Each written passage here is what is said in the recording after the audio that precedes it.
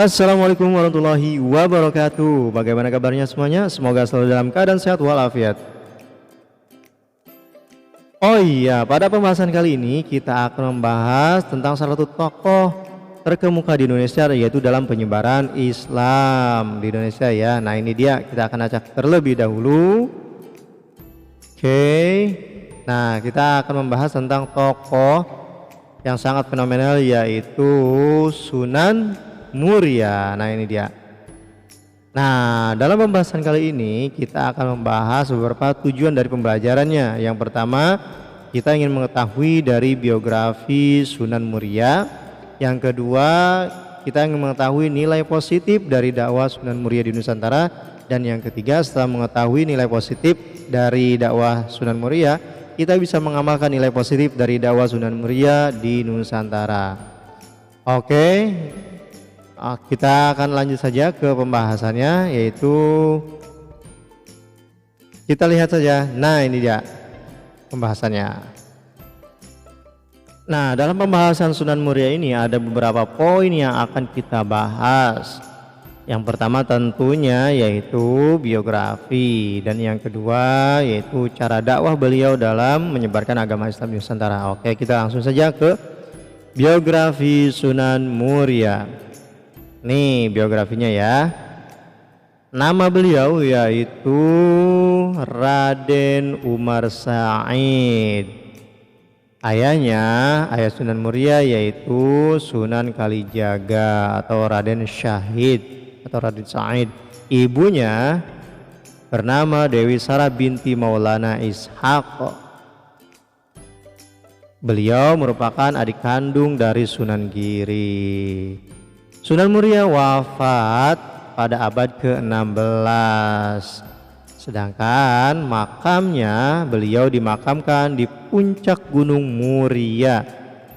Nah, tepatnya di Desa Colo, Kecamatan Dawe, 18 km utara Kota Kudus.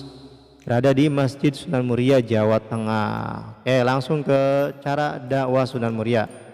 Oh iya, hal yang paling unik dari cara dakwah Sunan Muria ini berbeda dengan ayahnya. Sunan Muria berdakwah di tempat-tempat terpencil, cuma cara dakwahnya sama dengan ayahnya yaitu Sunan Kalijaga, yaitu dengan menggunakan wayang dan gamelan. Beliau juga melahirkan atau menciptakan beberapa tembang. Yang pertama tembang Sinom, dan yang kedua adalah Kinanti. Nah selanjutnya Sunan Muria ini sasaran dari dakwah beliau yaitu berpusat kepada orang atau pedagang, yang kedua nelayan, dan yang ketiga adalah petani. Bagaimana cara dakwahnya? Yaitu beliau mengajarkan cara berdagang, cara melaut atau nelayan, dan cara bertani dengan baik dan benar. Nah Sunan Muria juga dikenal dengan caranya yaitu tepongeli, yaitu menghanyutkan diri dalam masyarakat atau istilah kita mah belusukan. Adapun daerah yang didakwahi beliau yaitu lereng Gunung Muria dan pelosok Pati. Ada pula pernah ke Kudus dan ke Juwana sampai pesisir utara. Nah selanjutnya hal yang paling unik yaitu beliau itu mampu memecahkan bermacam-macam masalah, baik masalah masyarakat, baik masalah negara maupun masalah pemerintahan.